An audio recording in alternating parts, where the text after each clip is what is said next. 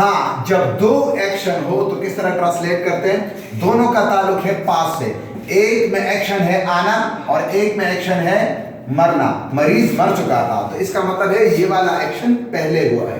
ऐसे सेंटेंसेस में हम ये वाला टेंस पास्ट परफेक्ट और ये वाला एक्शन करेंगे पास्ट इंडेफिनिट से, मगर एक कंजंक्शन इस्तेमाल करेंगे और वो कंजंक्शन है before.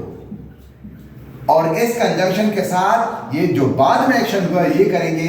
So before the doctor came the patient had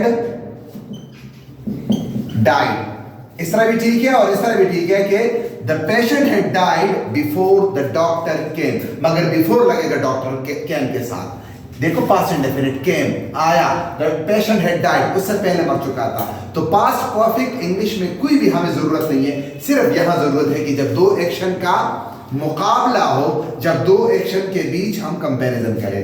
दूसरा आप लोग खुद करोगे। मुसाफिर के पहुंचने से पहले ट्रेन जा चुकी थी। फहद बोलो, translate this one. Before the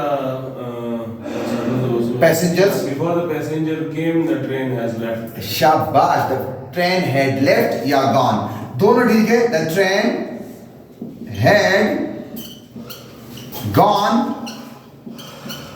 before the passengers